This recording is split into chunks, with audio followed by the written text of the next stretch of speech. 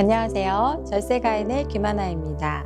오늘은 구독자분들이 많이 질문 주셨던 내용이 생활비는 증여인가? 라는 주제로 한번 이야기를 나눠보겠습니다.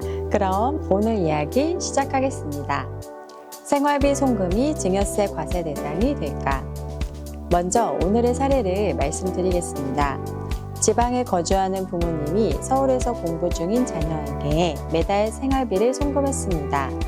이 송금이 7년 이상 지속되었고 자녀는 절약하는 편이라 송금받은 돈의 일부가 남아 있었습니다. 남은 돈으로 투자를 하게 된 상황에서 증여세가 부과될 가능성이 있을까요? 자, 이와 관련된 내용을 하나씩 살펴보겠습니다. 생활비와 증여세, 과세 여부의 기준. 사회통념상 생활비와 교육비는 증여세 과세 대상이 아닙니다. 하지만 경우에 따라 생활비도 증여세가 부과될 수 있습니다. 그럼 생활비가 증여세 비과세로 인정받으려면 어떤 조건이 필요한지 살펴볼게요. 비과세 요건 4가지. 첫 번째, 부양 의무의 이행. 민법상 부모와 자녀처럼 직계 혈족한 부양 의무가 있는 경우에만 해당됩니다. 예를 들어 부모가 해외 유학 중인 자녀에게 송금한 생활비는 증여세 비과세 대상입니다. 하지만 형제 자매 간 송금은 증여로 볼 가능성이 높습니다. 두 번째, 직계 존속에 의한 송금.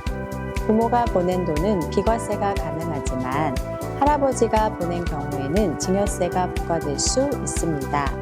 단 부모가 경제적 능력이 없을 경우 할아버지가 보낸 생활비는 부양 의무의 이행으로 볼 수 있습니다. 세 번째, 생활비와 교육비로 실제 사용된 경우. 송금한 돈이 온전히 생활비와 교육비로 사용되었다면 비과세 대상입니다. 하지만 일부 금액이 남아 주식이나 부동산에 투자되었다면 그 금액은 증여세 과세 대상이 됩니다. 네 번째, 배우자 간의 송금도 사회통념상 생활비 범위를 벗어나면 과세. 배우자에게 생활비를 송금했다 하더라도 그 금액이 과도하거나 다른 목적으로 사용된다면 증여세가 부과될 수 있습니다. 판례로 보는 사례를 정리해 보겠습니다. 첫 번째, 부모가 자녀에게 송금한 경우 자녀가 돈을 절약해 예금이나 적금에 넣었다면 이 금액은 증여세 과세 대상이 될 수 있습니다. 또한 송금액이 커서 생활비를 초과한 경우 증여로 간주될 가능성이 높습니다. 두 번째, 배우자 간 송금의 경우 단순히 남편 계좌에서 부인 계좌로 송금된 돈이라도 사용처가 불분명하면 증여로 볼 수 있습니다. 예를 들어 생활비 명목으로 부인이 적금을 들거나 고액 예금을 했다면 증여세가 부과될 가능성이 큽니다. 국세청 조사와 과세 사례. 국세청은 자금 출처 조사나 상속세 세무조사를 통해 생활비 송금 내역도 분석합니다.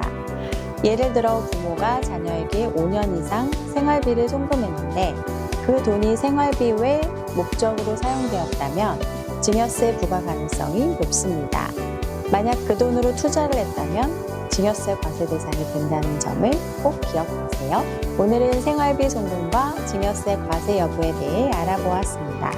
생활비가 증여세 비과세 대상이 되려면 사용처가 명확하고 합리적인 범위 내에서 이루어져야 한다는 점 기억해 주세요. 지금까지 절세가인의 김하나였습니다. 감사합니다.